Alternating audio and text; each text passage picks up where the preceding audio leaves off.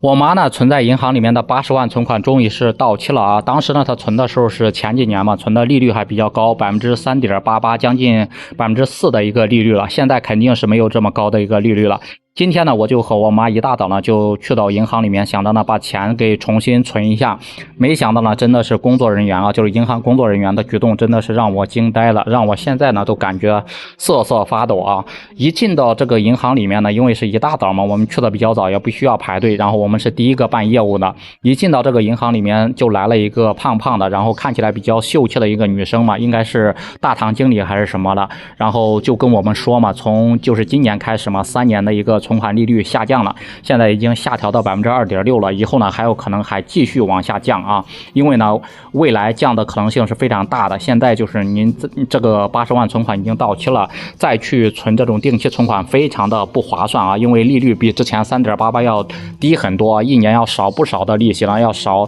千把块钱的利息呢。他说呢，就是现在呢他手上有很多其他的顾客都是在选择他们银行的一款理财产品，然后现在这个理财产品的投资回报率还是非常高的，一年的利率呢能够达到4.5%，高的时候可以达到4.8%，而且呢就是您如果说今年这个时候存，明年呢这个时候这个利息呢就可以取出来了。说句实话啊，我和我妈呢当时听的时候，我感觉还是非常的心动的。不仅是我妈心动了啊，因为我妈是最先心动的。我是一个年轻人，还是听她讲了半天，还想琢磨琢磨这里面到底有没有什么套路陷阱呢？然后呢，他就后面非常热情嘛，一直在讲，还拿了一个他们的宣传册嘛，里面有详细的一个理财产品的一个宣传册，一个条款一个条款的给我们讲，然后呢，还让我把这个宣传册呢就自己带走也是可以的，自己好好的研究一下。但是呢，我这个整个的听他讲下来之后，然后再加上看了一下这个理财产品的一个册子之后呢，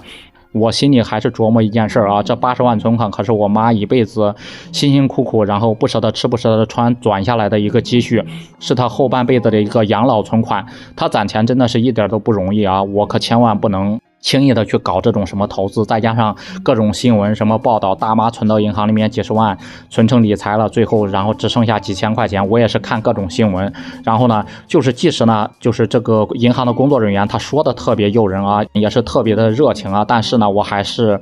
想着呢要谨慎的考虑一下，我也劝我妈要好好的考虑一下啊。我们最终呢也是在银行里面犹豫了大概30多分钟，我也是考虑了30-40分钟，然后后来呢我就劝我妈，然后也是拒绝了工作人员的一个提议啊。工作人员看我们拒绝之后呢也是非常的失落嘛，就是白白给我们将近磨叽了1个多小时，然后也没有成交这个理财的东西嘛，所以说我们最后还是直接就存成了一个3年的定期啊。存完之后呢，这个工作人员呢还是不放弃，因为毕竟他前面给我们讲了那么多嘛。他说呢，如果我们实在是担心的话，也可以选择呢，就是